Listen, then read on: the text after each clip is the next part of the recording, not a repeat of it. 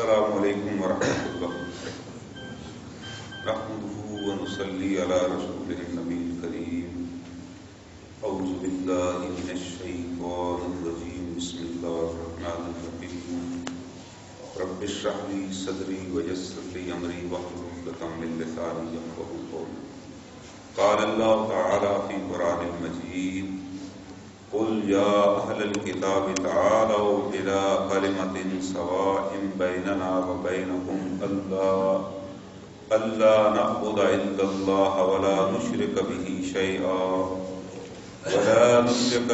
شيئا ولا يتخذ بعضنا بعضا أربابا من دون الله فإن تولوا فقولوا اشهدوا بأننا مسلمون يا أهل الكتاب لم تحاجون في إبراهيم وما أنزلت التوراة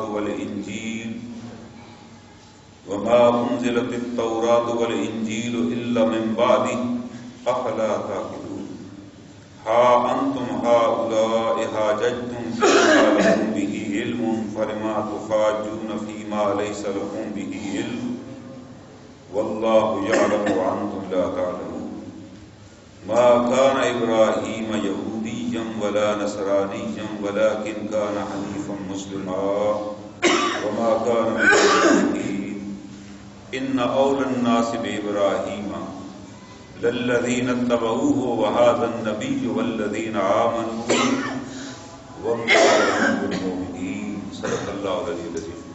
یہ سورہ آل عمران کی آیات کریمہ ہے جن کی آپ کے سامنے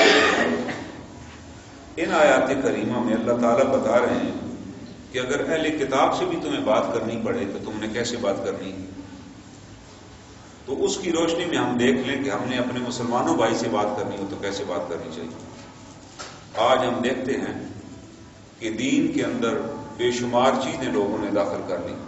بے شمار وہ شعر ہے نا کہ یہ امت خرافات میں کھو گئی کہ دین محکم اللہ نے عطا کیا تھا اور دین محکم ایسا عطا کیا اللہ نے جو کسی امت کو بھی اس طرح اس حالت میں نہیں ہے جو اللہ نے ہمیں عطا کی کہ اللہ تعالیٰ نے ہمیں کتاب عطا کر دی اور ایسی کتاب عطا کی جس کے بارے میں اللہ تعالیٰ نے پہلی لائن میں لکھ دیا ذالک الکتاب لا ریب فیہ. یہ وہ کتاب ہے جس میں کوئی شک نہیں ہے. ساتھ اس کے بارے میں ایک اور سرٹیفکیٹ لکھ دیا انا نحن نزلنا الذکر وانا لہ لحافظون. بے شک ہم نے اس کو نازل کیا اور ہم ہی اس کی حفاظت کرنے والے. اللہ تعالیٰ نے فرما دیا اس کتاب میں 5 دفعہ اتنا کا لفظ آیا ہے اس آیت میں. اتنا اللہ تعالیٰ نے تاکید کے ساتھ کہا کہ یہ کتاب بے شک ہم نے نازل کی اور ہم ہی اس کی حفاظت کرنے والے. اس کی حفاظت اللہ نے کیسے کر دی؟ یہ کتاب 1500 برس پہلے نازل ہوئی. نبی کریم صلی اللہ علیہ وسلم کی عمر مبارک جب 40 برس تھی تو پہلی وحی نازل ہوئی اقرأ بسم ربک الذی خلق. پھر یہاں تک وہ آخری آیات آ گئی الیوم اکملت لکم دینکم کہ آج کے دن ہم نے آپ کا دین مکمل کر دیا. 23 برس بعد یہ آیت نازل ہوئی. اس کے درمیان میں وہ ساری آیات ہیں, سارا قرآن حکیم ہے اور کبھی 3 آیتیں نازل ہوئی, کبھی 4 آیتیں, کبھی 5 آیات. اور کچھ قرآن حکیم کی صورتیں ہیں جیسے سورہ یوسف ہے, سورہ حدید ہے, سورہ واقعہ. یہ پوری کی پوری صورت یکبارگی نازل ہوئی. اور آپ نبی کریم صلی اللہ علیہ وسلم پر جب وہ صورتیں نازل ہوتی آپ پھر بتا دیتے کہ ان آیات کو یہ پوری کی پوری صورت فلاں جگہ رکھنی ہے یا یہ جو آیات ہیں اس صورت میں فلاں جگہ پڑھی جائیں گی. آپ صحابہ کو ترتیباً بتا دیتے اور اس زمانے میں جو بھی کسی کے پاس کاغذ کوئی پتھر کوئی لکڑی اور یہاں تک کہ کوئی ہڈی ہوتی جو اونٹ کی ہڈی ہوتی ہے, شانے کی ہڈی جس کو ہم پسلی کی ہڈی کہتے ہیں, بڑی بڑی ہوتی ہیں, وہ لوگ ان ہڈیوں کو جو جانور ذبح کرتے سنبھال کے رکھ لیتے. اس زمانے میں کوئی اور چیز تو تھی نہیں, مٹی کے برتن ہوتے تھے, ان پر وہ آیات لکھ لیتے اور یاد کر لیتے. اس طرح قرآن اللہ نے, آپ اندازہ لگائیں اس زمانے میں کوئی کتاب تو تھی نہیں, اسی طرح لوگوں نے لکھا اور یاد کر لیا اور پھر آپس میں وہ تلاوت کرتے تھے. ورنہ تو اگر ایسے ہی ہوتا جیسے نزولی ہوتا قرآن ترتیب نزولی تو پھر اقرأ بسم ربک الذی خلق پہلے پارے میں ہوتی نا, وہ اقرأ بسم ربک الذی تو آخری پارے میں.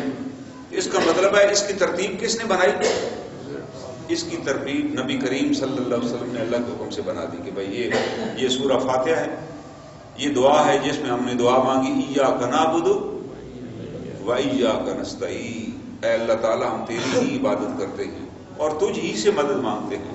اور آگے سے کیا دعا مانگی؟ اهْدِنَا الصِّرَاطَ الْمُسْتَقِيمَ صِرَاطَ الَّذِينَ أَنْعَمْتَ عَلَيْهِمْ، اور اے اللہ تعالیٰ میں ان لوگوں کے راستے پہ چلانا جن پر تو انعمت علیہم، اور ان کے راستے پہ نہ چلانا غیر المغضوب علیہم ولا الضالین، جن پر تیرا غضب نازل ہوا اور وہ گمراہ ہلاک ہو گئے، گمراہ ہو گئے. ان کے راستے پہ چلانا جن پر تم نے انعام کیا. تو اس کے جواب میں اللہ تعالیٰ نے پوری کتاب نازل کر دی کہ بھائی اگر آپ وہ صراط مستقیم چاہتے ہیں اور ان لوگوں کے راستے پہ نہیں چلنا چاہتے جن کو جو گمراہ ہو گئے، تو یہ کتاب ہم نے نازل کر دی ہے. اس کتاب میں کوئی شک نہیں، اس کی ہم حفاظت کرنے والے، اس کو پڑھیے، اس پر عمل کیجیے. اور ساتھ نبی کر اللہ تعالیٰ نے دوسرا احسان عظیم ہم پر یہ فرمایا کہ اللہ تعالیٰ نے جناب نبی کریم صلی اللہ علیہ وسلم عطا کی جن پر یہ کتاب نازل ہوئی، اور انہوں نے اس کتاب پر عمل کر کے ہمیں دکھا دی، ان آیات کی تشریح کر کے ہمیں بتا دی، تاکہ ہم یہ نہ کہیں کہ یہ آیت تو جی اس کا تو یہ مطلب ہے. آپ نے اپنی حیات مبارکہ میں اس قرآن حکیم کے پہلے مفسر کون ہے؟ جناب رسالت مآب صلی اللہ علیہ وسلم کو. صحابہ اکرام کے سامنے جب آپ نے آیات تلاوت کی، آپ نے ان کا معنی سمجھا دی، بھائی اس کا یہ مطلب ہے، بھائی اس آیت کا یہاں پر یہ مفہوم. اب ان صحابہ کے توسط سے یہ قرآن ہم تک پہنچا. اس لیے آپ نے فرمایا اپنی حیات طیبہ میں جو آخری ایام تھے، ترکتم فیکم ثقلین، میں تمہارے درمیان کیا چھوڑ کے جا رہا ہوں؟ فیکم، ثقل کہتے ہیں بھاری چیز کو، کہتے ہیں جی وہ غذا بڑی ثقیل تھی، یہ ہضم ہی نہیں ہوئی. ہم عموماً حکیموں سے سنتے ہیں کہ بھائی آپ بیمار بندے ہو، آپ نے یہ نہیں کھانا، یہ بڑی ثقیل غذا ہے، یہ نہیں ہضم ہوگی آسانی سے اور بیمار ہو جاؤ گے. ثقل کا مطلب ہے بڑی بھاری چیز، کشش والی چیز. قوت ثقل، زمین کی طاقت جس کی وجہ سے جو چیز اوپر پھینکی جائے زمین کی طرف آتی ہے، زمین اسے کھینچتی ہے. تو آپ نے فرمایا ترکت فیکم ثقلین، میں دو بھاری چیزیں تمہارے اندر چھوڑ کے جا رہا ہوں. کون سی چیزیں؟ دو بھاری چیزیں، بڑی ہیوی چیزیں، اتنی بھاری ہیں کہ ان کو آگے پیچھے نہیں کیا جا سکے گا. اس سے یہ مراد ہے، ایک تو نا آپ نے ہلکی سی کوئی چیز لکھ کر دی کسی کو، آپ نے کہا جی آپ نے وہ چٹ لکھ کر دی تھی ایسی 2 لائنوں کی. کئی دفعہ ہماری عادت ہوتی ہے کوئی بندہ کہا ہوتے ہیں جی چٹ، وہ جی جیب میں ڈالی، باقی کاغذ نکالے، وہ چپ ادھر ہی کہیں گر گئی، ملی نہیں. اس لیے حکومت نے اسٹامپ پیپر بنایا. کیا بنایا؟ اسٹامپ پیپر، جس کو اسٹیمپ پیپر کہتے ہیں. اس کا ایک خاص سائز ہوتا ہے، اس کا خاص پیپر ہوتا ہے، وہ اس کو عام پانی شانی بھی لگ جائے تو وہ گلتا نہیں. آپ عام پیپر دیکھیں بازار میں اور اسٹامپ کا پیپر دیکھیں، دونوں کی ساخت میں فرق ہے، دونوں کی قیمت میں فرق ہے، دونوں کی اتھارٹی میں فرق ہے. آپ کہتے ہیں جناب میں نے اسٹامپ پر لکھ کر دیا تھا، آپ کہتے ہیں نہیں کہہ سکتے، کوئی اسٹامپ تھا جی گل گیا، پڑا. عام کاغذ ہوتے تو شاید گل جاتا کہ آپ گل کیسے کیا جی، عدالت بھی کہے کہ جناب لے آئیں اگر آپ مالک ہیں. تو اللہ تعالیٰ بتا رہے ہیں ہم نے کوئی چٹ نہیں بھیجی، ایسی چھوٹی سی چٹ ہو جی اس پہ 2 آیتیں لکھی ہوں، آپ کہیں وہ آیتیں 2 کے پیچھے ہو گئی تھی. جیسے ہمارے یہاں کچھ لوگوں نے ایک حدیث گھڑ لی پاس سے کہ قرآن کے جی پارے 40 تھے. یاد رکھیے گا یہ پارے حضور علیہ الصلوۃ والسلام کے زمانے میں نہیں تھے، یہ 30 پارے نہیں تھے قرآن کے. قرآن کی صورتیں تھیں، اسی ترتیب میں تھی. اب بعد میں جو مفسرین کرام ہے انہوں نے ہمارے لیے ان کو 30 سیٹ بنا دیے، کیونکہ صحابہ اکرام تو 7 دنوں میں قرآن مکمل. اس قرآن کی 7 منزلیں ہیں، 4.5 پارے کی ایک منزل ہے اندازاً. ہر صحابی روزانہ 4.5 پارے پڑھ لیتا تھا، ہفتے میں قرآن مکمل کر لیتے تھے. کوئی سوچ بھی نہیں سکتا تھا کہ قرآن ہم نے، وہ کہتے تھے بھائی اپنی منزل ہم نے آج کی پڑھ لی. اور وہ صحابہ اکرام تو بھائی فجر سے پہلے ہی منزل پڑھ لیتے تھے. کسی نے فجر سے پہلے نہیں پڑھ سکا تو فجر کے بعد پڑھ لی. یہ تو گمان ہی نہیں تھا کہ آج کی منزل رہ گئی اور اگلا دن بھی ان پہ چڑھ گیا، یہ تو کوئی سوچ ہی نہیں سکتا تھا.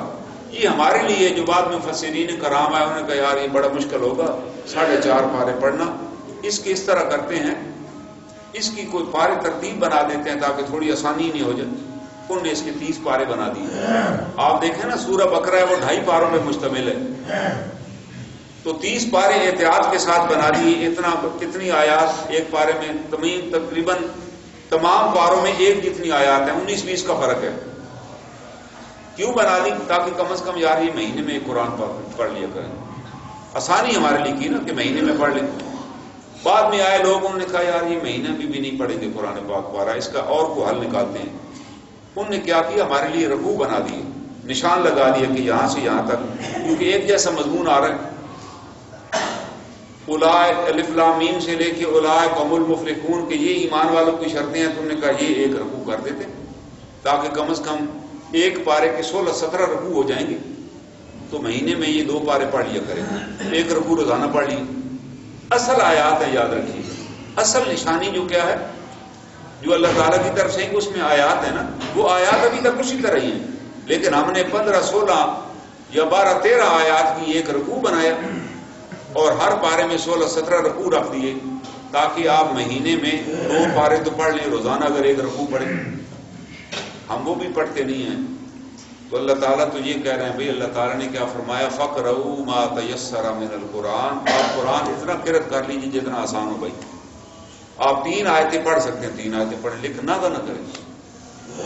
یہ آپ نے فرمایا ترکت فیکم ثقلین میں 2 چیزیں تمہارے اندر چھوڑ کے جا رہا ہوں. ایک کتاب اللہ ہے, اللہ کی کتاب, اور دوسری سنت رسول اللہ, یہ سنتی یا میری سنت. اگر تم ان 2 چیزوں کو پکڑو گے تو کبھی گمراہ بھی نہیں ہو. اور ایک حدیث اور میں آپ نے فرمایا کتاب اللہ ہے عطرتی, کتاب اللہ اور میری اپنی اہل بیت. کیوں ان کے بارے میں فرمایا کہ وہ تمہیں بتائیں گے کتاب پر کیسے عمل کرنا ہے. ہمیں صحابہ اکرام کے ذریعے ملا نا علم, یہ ہمیں حضور علیہ الصلوۃ والسلام کی اہل بیت میں سے یہ علم ملا, ان کے ذریعے پیغامات ہمیں ملے, ان کے ذریعے احکامات ملے کہ یہ احکامات ہیں, بھائی اس پر عمل کیجیے. یہ 2 چیزیں چھوڑ کر گئے تھے, ہم نے ان دونوں چیزوں کو سائڈ پہ رکھ دیا. ہم نے کیا کیا, آپ کسی مسجد میں چلے جائیں, بعض مساجد میں جائیں تو وہاں بڑے بڑے نالین بنے ہوئے ہیں. کیا بنا ہوا ہے؟ نالین مبارک. ایک اس کے بارے میں حدیث بھی گھڑ لی گئی کہ جس کے گھر میں ہوگی فاقہ نہیں آئے گا. اور وہ بنا کے لگا دی گئی. پہلے تو انہوں نے مسجدوں کے باہر لگائی, پھر وہ مسجدوں کے اندر لے آئے, بلکہ ایک مسجد میں نماز پڑھنے کے اتفاق کو انہوں نے یہاں لگائی ہوئی تھی. تو میں نے امام صاحب سے پوچھا نماز کے بعد, میں روکا انہوں نے, 1 منٹ مجھے یہ مسئلہ بتائیے, کیا اللہ کے رسول صلی اللہ علیہ وسلم آج موجود ہوتے ہمارے درمیان تو آپ یہ پسند کرتے کہ ان کا جوتا قبلہ کی طرف ایسے رکھ دیا جائے اور وہ چپ کر کے دیکھ لیتے اور خاموش ہو جاتے؟ جو اللہ کے رسول صلی اللہ علیہ وسلم یہ اجازت نہیں دے رہا ہے کہ پاؤں قبلہ کی طرف لیٹ جاؤ, جو کہہ رہے ہیں کہ قبلہ کی طرف پاؤں بھی نہ کرو اور قبلہ کی طرف منہ کر کے تھوکو بھی نہیں, آپ نے اس قبلہ کی طرف جس کی طرف اللہ کے رسول صلی اللہ علیہ وسلم سر مبارک جھکاتے تھے, آپ نے ایک جوتا مبارک بنایا اور اس طرف لگا دیا. کہنا ہاں یہ اصل میں وہ ہمارا بندہ یہ ہے جی, بڑا جذباتی, اسے پتہ نہیں تھا مسئلے کا, تو مگر اس کو نہیں پتہ تھا.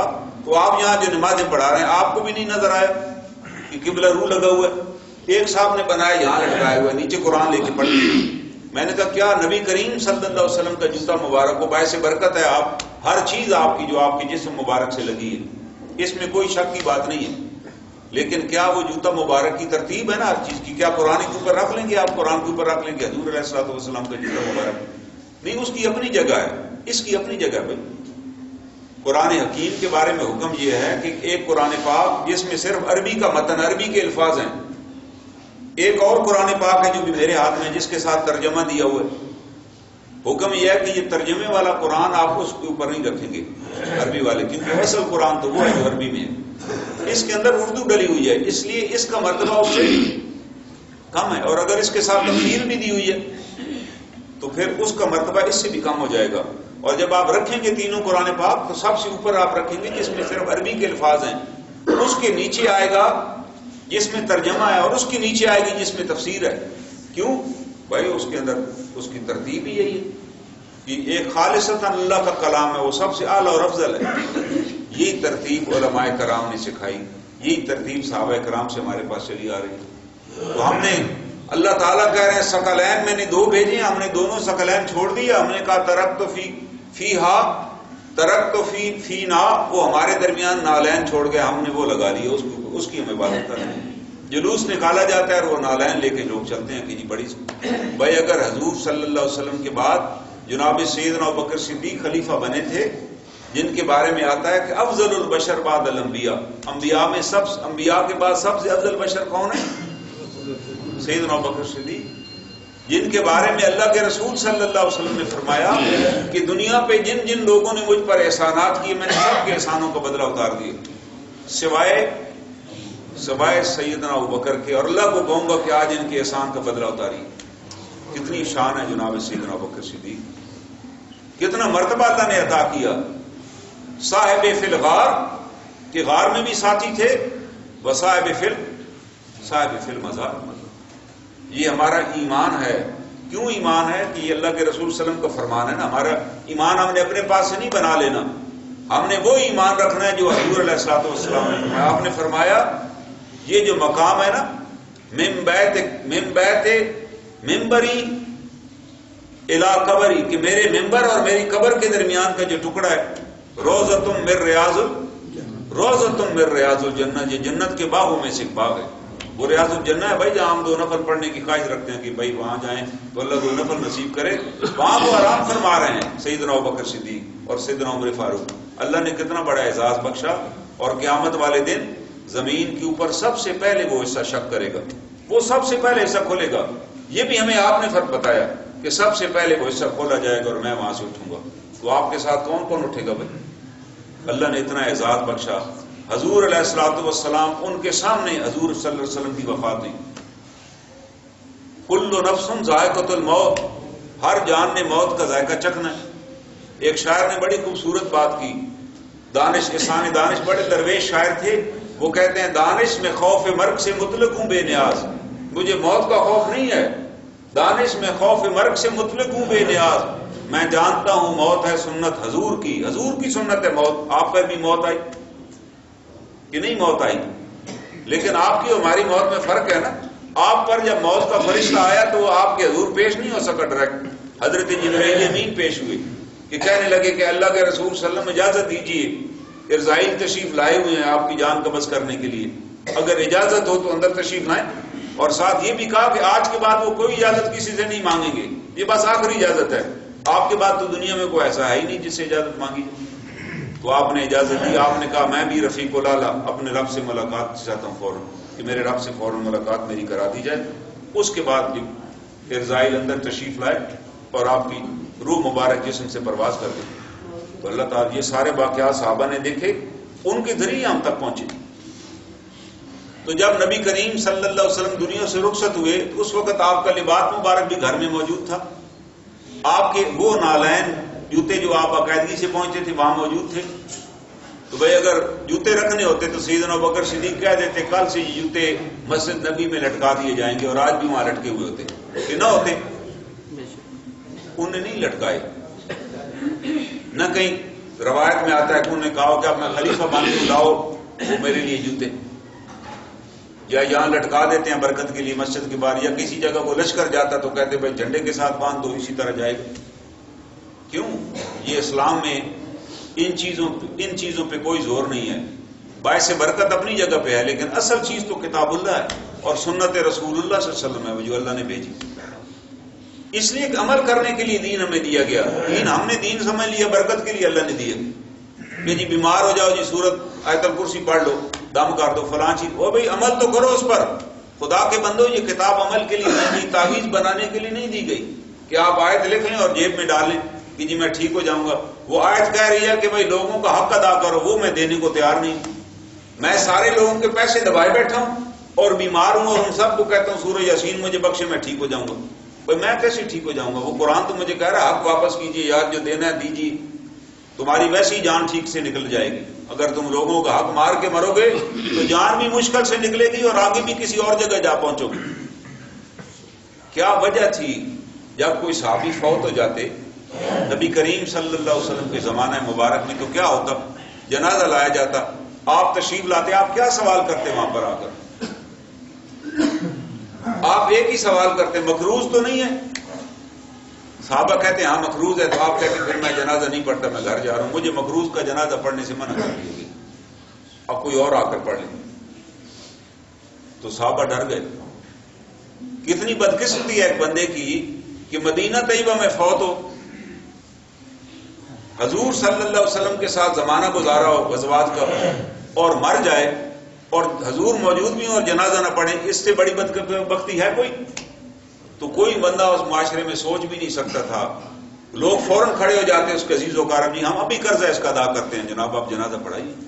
انہیں پتا تھا کہ یار ہم تو منہ دکھانے کے قابل بھی نہیں ہوں گے، کہ یار باپ کا جنازہ بھی نہیں پڑھا سکے نبی کریم صلی اللہ علیہ وسلم، وہ آپ کو قرض ہی دے دیتا، ادا کر دیتا۔ آپ نے ایک بات انہیں پڑھا دی کہ بھائی قرضے کے بغیر دنیا سے نہیں جانا، اور اگر آپ مقروض ہیں، میں نے قرضہ لیا ہوا ہے تو مجھے کیا کرنا ہے پھر؟ آپ نے یہ بھی بتا دیا، آپ نے کہا اگر تم مقروض ہو تو اللہ سے مدد مانگو، اللہ تمہارا قرضہ اتارے، اور ساتھ کوشش کیا کرو، صرف نہیں ہم تو صرف دعا مانگتے، آپ میرے پاس آئے جی آپ پیسے کب واپس کریں گے، دعا کریں جی اللہ تعالیٰ نے جس دن دے دیے تمہیں دے دوں گا۔ تو میرے حالات سے نظر بھی آئے نا کہ میں واقعی مجھے فکر، آپ نے کیا حکم دیا کہ وہ آدمی جو مقروض ہے وہ سالن نہ پکائے گھر میں، سالن سے روٹی نہ کھائے۔ کس سے روٹی کھائے؟ آپ نے کہا سرکے اور روٹی، سرکہ اور روٹی کھائے۔ وہ سالن کی جگہ ایک بوتل لے لے سرکے کی، بس وہ اس میں ڈبو ڈبو کے کھائے، کہے اور پھر اللہ سے مدد مانگے، اے الہ العالمین میں نے ہانڈی پکانی چھوڑ دی ہے کیونکہ میں مقروض ہوں، میری مدد، اللہ مدد کر دیں گے پھر اس کی۔ بھائی کچھ خود سے بھی تو کرو نا، خود تو میرے گھر دعوتیں چل رہی ہیں، میرے گھر دیگیں پک رہی ہیں، میں عید میلاد منا رہا ہوں اس پر، اور قرضہ میں نے سارے محلے کا دینا، اور وہ میں ان کو کہتا ہوں دعا فرمائیں، وہ دعا کیسے قبول ہوگی؟ اس کے لیے میں نے تو کوشش کوئی بھی نہیں کی۔ اور ایک صحابی کا جنازہ پڑھانے کے لیے آپ تشریف لائے، چند روپے قرض تھا اس کا، آپ نے کہا مجھے اللہ نے منع کر دیا کہ میں نہیں، مقروض کا جنازہ نہیں پڑھانا۔ تو حضرت علی کرم اللہ وجہ کھڑے، انہوں نے کہا اللہ کے رسول میں قرض ادا کروں گا۔ پوچھا کتنا قرض ہے؟ بتایا کہ 5-6 درہم تھے۔ جیسے بازار میں جاتی ہوں، مجھے کوئی چیز ضرورت پڑے تو میں ایمرجنسی میں آپ سے پکڑ لوں کہ میں جلدی سے کپڑے پہن کر آیا ہوں، پیسے گھر رہ گئے، کئی دفعہ ہو جاتا ہے۔ اس نے کہا جی اتنے درہم، لیکن کتنی اس زمانے میں کیا حالات تھے کہ وہ 5-10 درہم بھی کسی کے پاس نہیں تھے کہ کوئی ادھر سے نکال کے دے دیتا کہ جی میں ابھی دے دیتا ہوں۔ بڑی اسرت کا زمانہ تھا، مہینہ مہینہ گھروں میں آگ بھی نہیں جلتی تھی، لوگ کھجور اور پانی پہ گزارا کرتے تھے۔ تو حضرت علی کرم اللہ وجہ نے فرمایا کہ میں ادا کر دوں گا، آپ جنازہ پڑھا۔ آپ نے جنازہ پڑھا دی۔ دوسرے دن آپ نے حضرت علی سے پوچھا کہ بھائی وہ 3 یا 4 درہم آپ نے دے دیے؟ انہوں نے کہا نہیں ابھی نہیں دی۔ جیسے ہم کبھی کہہ دیتے ہیں جی میں کر دوں گا تو جمعے کا دن ہے، میں تو اگلے جمعے ہی آپ کو ملوں گا نا، میں آپ کو کہہ دیتا ہوں کام ہو جائے گا تو میں نے تو اگلے جمعے سے پہلے ادھر گزر ہی نہیں سر ڈیلر روڈ پہ، اور نہ میں نے یہ تکلیف اٹھانی ہے کہ یار میں وعدہ تو کر رہا ہوں کر دوں گا، تو مجھے ہفتے کے دن بھی تکلیف کر لینی چاہیے، 7 اتوار کو ہی آ جاؤں، جمعے تک کیوں دیکھتا رہوں کہ یہ میرا جمعے تک انتظار کریں، میں نے وعدہ کیا میں نے کرنا ہے تو میں کام کر دوں۔ تو آپ نے پوچھا علی سے کہ علی آپ نے پیسے ادا کر دیے؟ میں نے کہا نہیں بس کر دوں گا۔ آپ نے کہا ابھی تک ادا نہیں کیا قرضہ، ابھی تک نہیں ادا کیا، تم نے کل کہا تھا دے دوں گا۔ کیوں؟ آپ نے کہا کہ علی میرے داماد بھی ہیں۔ حضرت علی کیا تھے؟ آپ کے داماد تھے، اور اگر خدا نہ خواستہ وہ فوت ہو گئے اس دوران تو پھر اللہ کے رسول تو حضرت علی کا جنازہ بھی نہ پھر پڑھتے، کیونکہ آپ ایک دفعہ کہہ چکے ہیں میں جنازہ نہیں پڑھاؤں گا، تو آپ تو اللہ کے رسول ہیں نا۔ آپ یہ نہیں ہو سکتا کہ آپ نے تو خود کہہ دیا، ایک خاتون نے چوری کی، بنو مخزوم خاندان کی وہ خاتون تھی، نام اس کا فاطمہ مخزومیہ تھا، بہت اعلیٰ خاندان تھا۔ اس کے خاندان والوں نے کہا کہ نہیں جی ہمارا ہاتھ نہیں کٹے گا، ہم جرمانہ کر دیں ہم دے دیں گے۔ آپ نے کہا نہیں ہاتھ تو کٹے گا۔ جب انہوں نے کہا کہ بھائی یہ کیسے ہو سکتا، ہم اتنے سفارشی ہیں، آپ نے کیا فرمایا؟ آپ نے کہا اگر یہ چوری فاطمہ بنت محمد نے بھی کی ہوتی نا تو اس کا بھی ہاتھ کٹتا ہے، اس لیے یہ ہاتھ کٹے گا۔ تو پھر ہاتھ کٹ گیا، اس کا ہاتھ کاٹنا پڑا، ہاتھ کٹ گیا۔ اس کے بعد پھر لوگوں کو تسلی ہوگی کہ اب کوئی بھی نہیں بچے گا، اگر اس نے چوری کی ہاتھ نہیں ساتھ رہے گا۔ پھر یہ ہے قانون کی عملداری، پھر امن ہو گیا ہر طرف، لوگ پھر چیزیں کھلی چھوڑ کے چلے جاتے تو انہیں پتہ تھا کہ یہاں تو ہاتھ بھائی کٹ جائے گا۔ تو آپ نے کیوں برداشت نہیں کی حضرت علی کی بات کہ آپ نے قرض ادا نہیں کیا؟ حضرت علی کی نیت یہ تو نہیں تھی نہیں دینے، آپ نے کہا بس جیسے آ جائے گا دے دوں گا۔ آپ نے کہا نہیں علی، وجہ کیا تھی کہ اگر حضرت علی بھی فوت ہو جاتے اس حالت میں تو نبی کریم صلی اللہ علیہ وسلم ان کا بھی پھر جنازہ نہ پڑھاتے، کیونکہ آپ تو کہہ چکے ہیں کہ جنازہ پھر نہیں ہوتا اس کا۔ آپ کے چچا فوت شہید ہوئے، سیدنا حضرت حمزہ، ان کی تدفین کا مرحلہ آیا، ان کے ساتھ ایک اور صحابی بھی، دونوں اکٹھے شہید ہوئے، تو آپ نے دونوں کی قبریں ایک جگہ بنائی گئی۔ آپ نے حکم دیا جہاں جہاں جو شہید ہوا وہیں دفن کیا جائے گا، اور ان کا سینہ چاک کر دیا گیا تھا، ان کا ناک اور کان کاٹ دیے گئے تھے، ان کا جگر نکال کے چبا لیا گیا تھا۔ ان کی بہن آپ کی پھوپھی صاحبہ حضرت صفیہ گھر سے دوڑتی ہوئی آئیں کہ میں بھائی کی لاش کو جا کر دیکھوں. آپ نے حضرت ان کی بیٹے کو عبداللہ بن زبیر کو کہا عبداللہ روکو اپنی والدہ کو, آگے نہ آنے دو, کیونکہ آپ نے کہا بہن ہے, بھائی کی حالت کو دیکھ کے شاید برداشت نہ کر سکے. تو حضرت صفیہ بڑے دل گردے والی خاتون تھی, انہوں نے کہا اللہ کے رسول صلی اللہ علیہ وسلم آپ فکر نہ کریں, میں حوصلے میں رہوں گا, مجھے اپنا بھائی کی زیارت تو کرنے دیں چاہے جس حال میں بھی ہے. اور گھر سے وہ 2 چادریں لائی تھی کہ یہ 2 چادریں میں لائی ہوں, ان 2 چادروں میں میرے بھائی کو کفن دیا جائے. اور جب دفن کا وقت آیا, ان 2 صحابہ کو اکٹھا دفن ہونا تھا, آپ نے کہا یہ دونوں چادریں دونوں صحابہ کے لیے ہیں. تو ایک چادر بڑی نکل آئی اور ایک چھوٹی نکلی.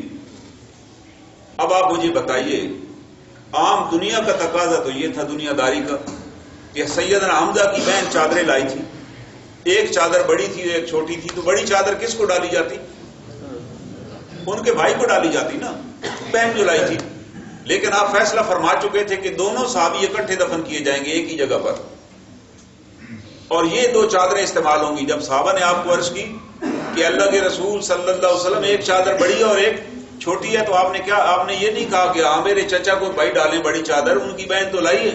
آپ نے کہا نہیں, آپ قرہ ڈالیں اور جس کے نام پہ بڑی نکلے اس کو بڑی ڈالیں. کیا ڈالیں؟ یہ وفات کا وقت ہے, 70 صحابہ شہید ہوئے پڑے ہیں. غزوہ احد میں کتنے صحابہ شہید ہوئے؟ 70 صحابہ. لیکن آپ نے عدل کا نظام قائم کرنا تھا نا دنیا میں, کہ عدل یہ ہے کہ میرے چچا کو بھی بڑی چادر نہیں ڈالی جا سکتی, ان کا حق نہ, قرہ ڈالیں. شریعت میں جائز ہے جہاں کوئی ایسی تقسیم کرنی ہو جو مشکل ہو کہ ایک بندے 2 چیزیں آپ کے پاس ہیں, ایک دیگچہ اور ایک تھال ہے, اور 2 لینے والے ہیں, تو دونوں کو تو نہیں توڑ کے آپ دونوں پہ اور دونوں کی قیمت ایک جتنی ہے, تو قرہ ڈال لیں گے, جس کے نام پہ نکلا اس کو دے دیں. تو قرہ ڈالا گیا. چھوٹی چادر حضرت حمزہ کے نام پہ نکلی. آپ نے کہا ان کو اسی چھوٹی چادر کا کفن ڈالیں, اور ان کے جب سر پہ ڈالتے تو پاؤں ننگے ہو جاتے, پاؤں پہ ڈالتے تو سر ننگا ہو جاتا. آپ نے کہا بس سر پہ ڈال دو, پاؤں پہ گھاس لے لو, یہاں سے ایک گھاس وہاں ہوتی ہے ازکر کی گھاس, آپ نے کہا بس وہ گھاس ڈالو, ان کے پاؤں پہ وہ گھاس ڈال دو اور دفن کر دو. یہ کیوں آپ نے معیار قائم کر دیا؟ آپ نے بتا دیا کہ چاہے میرے چچا بھی ہوں, حق سب کا برابر ہے, دنیا سے جو لے جائیں گے وہ برابر جائیں گے. ان کے نام پہ نکل آتا تو بڑی چادر مل جاتی, نہیں نکلا تو چھوٹی. یہ آپ نے قائم کیا. یہ عدل آپ نے ہمیں سکھا دیا کہ بھائی ان معاملات میں عدل کیجیے لوگوں کے ساتھ. اور اسی لیے اللہ تعالیٰ فرما رہے ہیں یہاں ہمیں یہ دیکھنا ہے کہ ہمیں اپنے بھائیوں کو, ہمارے بھائی غلطیاں کر رہے ہیں, کئی بدعات میں مصروف ہیں, تو یاد رکھیے ان سے لڑنا نہیں ہے, ان کو کافر نہیں کہہ دینا. اللہ معاف کریے, بھی ہمارے اندر بڑی خرابی آ گئی. او جی فلاں چھوڑیں جی, وہ تو کافر ہیں جی, وہ مشرک ہیں. اسلام اس کی اجازت نہیں دیتا کسی بھی کلمہ گو کو کافر کہا جائے. حضرت امام تیمیہ رحمۃ اللہ علیہ بہت بڑے امام گزرے ہیں, کسی شخص نے ان کو کہا کہ وہ جی ہمارے پڑوس میں فلاں لوگ رہتے ہیں, وہ قبروں پر جا کر یہی حرکتیں کرتے ہیں, قبروں کو جی وہ سجدے کر رہے ہیں, تو جناب کافر ہو گئے نا. حضرت امام ابو تیمیہ نے فرمایا کہ وہ نماز پڑھتے ہیں, کہ جی ہاں نماز تو پڑھتے ہیں. آپ نے فرمایا بس مسلمان ہیں, کافرانہ حرکتیں کر رہے ہیں, اس وقت وہ کفر کر رہے ہوتے ہیں جب قبر کو سجدہ کر رہے ہوتے ہیں, لیکن تم انہیں کافر نہیں کہہ سکتے, کیونکہ بھائی وہ تو روزانہ نماز میں دعا تو پڑھتے ہیں نا, اہدنا الصراط المستقیم, اللہ تعالیٰ ہمیں صراط مستقیم دکھا. جس دن دعا منظور ہوگی ایک لمحے میں صراط مستقیم پہ آ جائیں گے, اور اگر ان کا خاتمہ صراط مستقیم پہ ہو گیا تو جنت میں چلے جائیں گے. اس لیے تم انہیں کافر نہ کہنا. آج تو ہم نے لائسنس لے لی ہے, اس شہر میں مسلمان آپ کو ملے گا ہی نہیں, کس سے پوچھو وہ جی اس فلاں مسلک ہے, یہ بس ہم ان کے پیچھے نماز ہی نہیں پڑھتے جی. او بھائی نماز آپ نے اللہ کے لیے پڑھنی ہے, اللہ کا وہاں پر گھر ہے, بس آپ نماز پڑھیے. آپ اس میں کیسے پڑھ گئے؟ اپنی شناخت ایک ہی ہے. اللہ فرما رہا ہے میں نے تمہارا نام اسلام مسلم رکھا ہے, مسلمین, ہم مسلمان ہیں, ہمارا کوئی فقہ نہیں ہے, ہمارا کوئی مسلک نہیں ہے. یہ ہم نے اپنے پاس سے بنا لیے, اور جو میرے مسلک کا نہیں ہے اس کو میں کافر سمجھتا ہوں, یا کم از کم بے دین ہی سمجھتا ہوں, جو کہ بڑی غلط بات ہے, جو کہ بڑی غلط روایت ہے. قرآن ہمیں کیا سکھا رہا ہے؟ آپ اندازہ لگائیے قرآن کیا کہہ رہا ہے. قرآن کہہ رہا ہے کہ اگر آپ کو کسی عیسائی سے رابطہ پڑ جائے, کسی یہودی سے پڑ جائے, تو آپ اسے کیا کہیں گے؟ یہ آیت میں نے آج آپ کے سامنے پڑھی, اور وہ آیت یہ ہے, اللہ تعالیٰ یہ فرماتے ہیں کل, اے نبی صلی اللہ علیہ وسلم کہہ دیجئے, یا اہل الکتاب, اے اہل کتاب, اے یہودیوں اور عیسائیوں. ان کو یہودی عیسائی بھی نہ کہیں. آپ کہیں بھائی اہل کتاب. اس کا کیا مطلب ہے؟ جیسے بھائی ہم اہل کتاب ہیں آپ بھی اہل کتاب ہیں. آپ ہم سے انفیریئر گھٹیا نہیں ہیں, آپ کوئی برے نہیں ہیں, آپ بڑے اچھے لوگ ہیں. کیوں اچھے لوگ ہیں؟ کہ آپ بھی اہل کتاب ہیں, میں بھی اہل کتاب ہوں. میرے پاس قرآن حکیم ہے, آپ کے پاس توریت ہے, آپ کے پاس بائبل ہے. اہل کتاب ہیں بھائی آپ. ہم آپ کی بڑی عزت کرتے ہیں, بڑی تکریم کرتے ہیں. قرآن کہہ رہا ہے کہ آپ انہیں کیا مخاطب کریں, یا اہل الکتاب, اہل کتاب. آپ اور ہمارے میں کچھ چیزیں کامن ہیں. کیا چیز کامن ہے؟ اللہ تعالیٰ فرماتے انہیں کہے تعالو, کہ آؤ ہماری طرف. کس طرف آؤ؟ الی کلمۃ, ایک کلمے کی طرف آ جاؤ. کون سا کلمہ؟ سواء بیننا و بینکم, جو تمہارے اور ہمارے درمیان مشترک ہے. ایک بات عیسائی, یہودی اور مسلمانوں کے درمیان مشترک ہے. اللہ فرماتے ہیں تم اس مشترک بات کی طرف بلاؤ. اور جہاں ہمارے جو دوسرے بھائی ہیں, کوئی اہل دیوبندی ہے, کوئی بریلوی ہے, کوئی اہل حدیث ہے, ان کے درمیان کتنی چیزیں متفق ہیں. ان کے درمیان متفق یہ ہے کہ ایک ہمارا قبلہ ہے, ایک ہمارا اللہ ہے, ایک ہمارا رسول ہے, ایک ہماری کتاب ہے. ہماری اختلاف ہی کوئی نہیں. ایک جیسی ہماری نماز ہے. کسی نے ہاتھ اوپر باندھ لی, کسی نے نیچے باندھ لی. کس نے آمین اونچی کہہ لی, کسی نے نیچے کہہ دی. کیونکہ نبی کریم صلی اللہ علیہ وسلم سے ثابت ہے, آپ نے آمین اونچی بھی کہی, آپ نے آمین خاموشی سے بھی کہی. آپ نے ہاتھ اوپر بھی باندھے, آپ نے ہاتھ نیچے بھی باندھے. اور قیامت تک جو سنتیں آپ کی ہیں وہ قیامت تک زندہ رہیں گی. کوئی نہ کوئی اس پر عمل کرتا رہے گا تاکہ لوگ دیکھ سکیں کہ حضور صلی اللہ علیہ وسلم نے اس طرح کام کیا.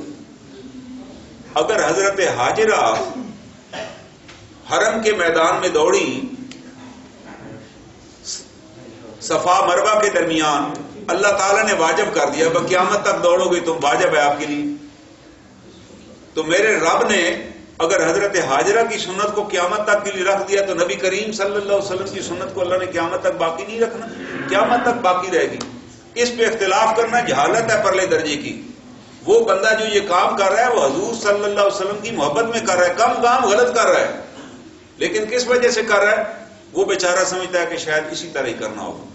اسے آپ پیار اور محبت سے سمجھائیں کہ بھائی اگر اللہ کے رسول صلی اللہ علیہ وسلم سے محبت ہے تو آپ کا تو یہ فرمان ہے کہ میری پیروی کرو. فاتبعونی یحببکم اللہ, تم اگر میری پیروی کرو گے تو اللہ تمہیں اپنا محبوب بنا لے. تم اگر اللہ کا محبوب بننا چاہتے ہو تو بڑا آسان نسخہ ہے. یہ بات کس نے کی؟ قرآن حکیم میں کہی, اللہ نے کہلوا دیا ہے نبی صلی اللہ علیہ وسلم ان کو کہہ دیجئے ان کنتم تحبون اللہ, اگر تم اللہ سے محبت کرتے ہو, فاتبعونی یحببکم اللہ, تم میری پیروی کرو, اللہ تم سے محبت کریں گے. ہمیں تو بھائی اس طریقے سے انہیں سمجھانا ہے. اللہ تعالیٰ فرما رہے ہیں کہ تم عیسائیوں اور یہودیوں کو کہو تعالوا الی کلمۃ, اس کلمے کی طرف آ جاؤ, سواء بیننا و بینکم, اور وہ کلمہ کیا ہے؟ اللہ نعبد الا اللہ ولا نشرک بہ شیئا, کہ تم بھی یہی دعویٰ کرتے ہو کہ ہم ایک اللہ کی عبادت کرتے ہیں. جتنے انبیاء دنیا میں آئے ان کا ایک ہی پیغام تھا, ایک اللہ کی عبادت کرنا اور اللہ کے ساتھ کسی اور کو شریک نہیں ٹھہرانا. انہوں نے کہا بھائی یہ آپ بھی مانتے ہو, ہم بھی مانتے, آؤ اسے ایک بات پہ بیٹھ جائیں. تو بھائی ہمارے جتنے مسلمان بھائی ہیں جن کا تعلق دیگر مسلکوں سے ہے, ان کو بھی یہی سمجھائیے کہ بھائی آپ اور ہمارے درمیان کون سا اختلاف ہے. کاش بڑی بات کہ ہوتے مسلمان بھی ایک, ہم ایسے ہی بٹے بیٹھے ہیں جبکہ ہمارا اللہ بھی ایک ہے, ہمارا قرآن بھی ایک ہے, ہمارا قبلہ بھی ایک ہے, ہماری کتاب بھی ایک ہے. تو ہمارا کس بات کا اختلاف ہے؟ یہ اختلاف جہالت کی وجہ سے ہے کہ ہم نے قرآن کو نہیں نہ پڑھا. اگر میں قرآن پڑھ لیتا تو میں کبھی اختلاف ہی نہ کرتا کہ یہ بات ہی غلط ہے جو کہہ رہے ہیں.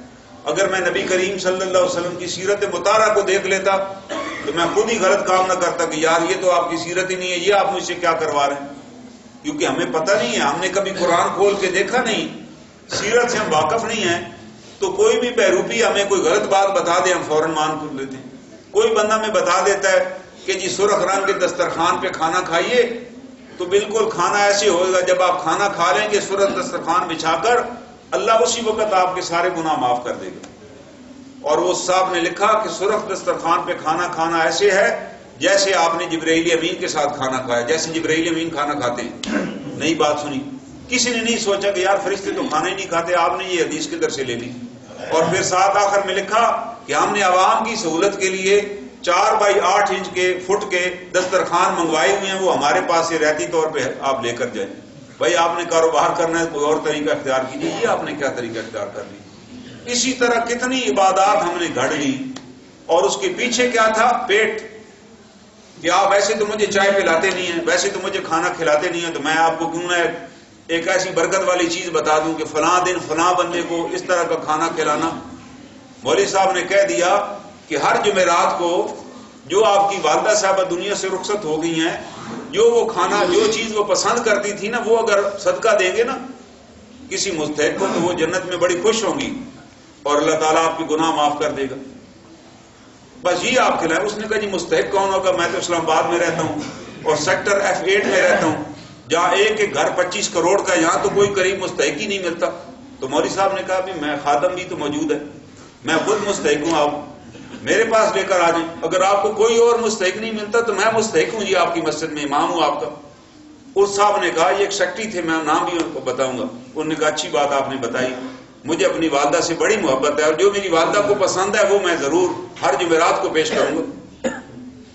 بس اس نے کہا تو آپ کی بھی مغفرت ہو جائے گی، آپ کی والدہ کی تو مغفرت ہو ہی جائے گی۔ بس کہتے ہیں میں جمعرات کے دن لے گیا 2 روٹیاں اور لہسن کی چٹنی، کیونکہ میری والدہ جو تھی نا وہ لہسن کی چٹنی سے روٹی کھاتی تھی، وہ ان کو بڑا پسند تھا لہسن کی چٹنی، وہ کھانا جب لگا ہوتا وہ چٹنی سے روٹی کھاتی ہمیشہ۔ تو میں لے گیا جی میری والدہ صاحبہ کو، تو مولوی صاحب بڑے سخت ناراض ہوئے کہ یہ آپ لے، انہوں نے کہا آپ نے خود ہی تو فرمایا تھا کہ وہ چیز لے کر آنی ہے جو والدہ کو پسند ہے۔ اس نے کہا خبردار آئندہ نہ لیں، مسجد میں تو لہسن کھانا ہی جائز نہیں۔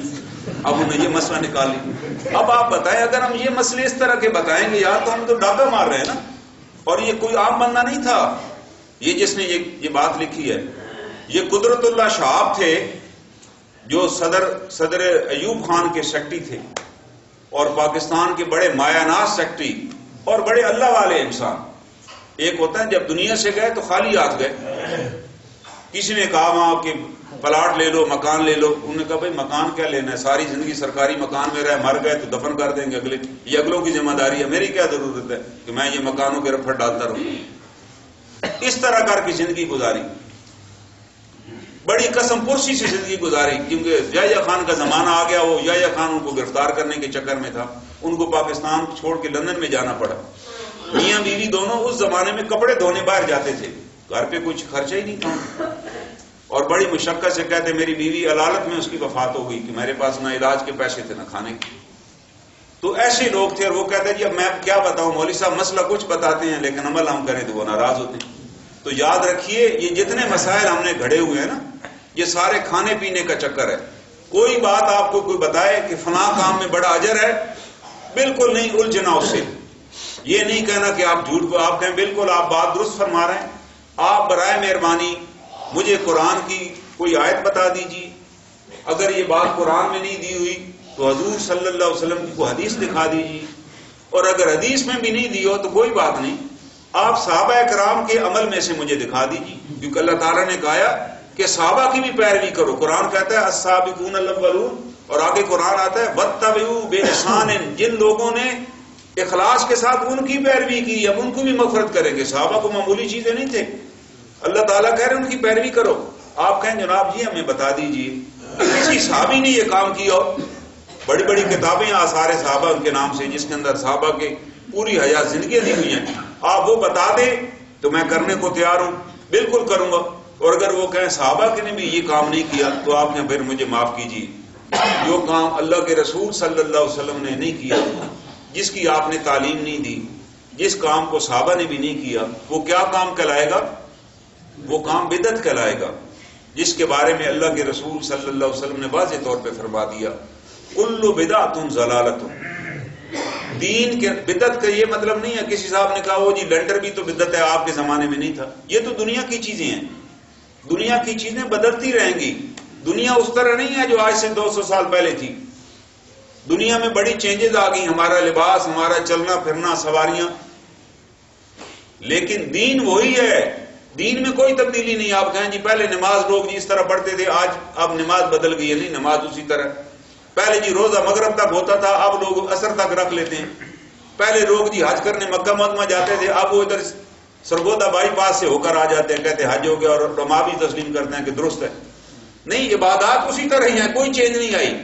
ہاں اگر عبادات میں آپ نے کوئی نئی چیز ڈالی تو اس کو بدعت کہتے ہیں، دنیا میں منع نہیں ہے، دنیا میں جیسے جیسے زمانہ بدل رہا ہے، آپ کہیں جی آپ پنکھا لگوائیں، میں کہوں میں رسی والا لگاؤں گا، رسی بھی کھینچوں گا اور سوؤں گا، آپ پھر علاج کرائیں کہیں سے، کون بندہ ہوگا جو آپ سوئیں اور وہ رسی سے کھینچے؟ وہ زمانہ چلا گیا، اب زمانہ بدل گیا، اب اللہ تعالیٰ نے آپ کو عقل و حکمت دے دی، آپ بے شمار چیزیں ہیں۔ تو یہ بتایا جا رہا ہے کل بدعۃ ضلالۃ، اس بدعت کا مطلب ہے دین میں کوئی نئی چیز گمراہی ہے، وکل ضلالۃ فی النار، اور دین اور ہر گمراہی جہنم میں لے جانے والی ہے۔ اللہ تعالی ہمیں بدعات سے بچائیں اور دین مبین پر صحیح معنوں میں سمجھنے کی اور اس پر عمل کرنے کی توفیق عطا فرمائیں۔ وآخر دعوانا ان الحمد للہ رب العالمین۔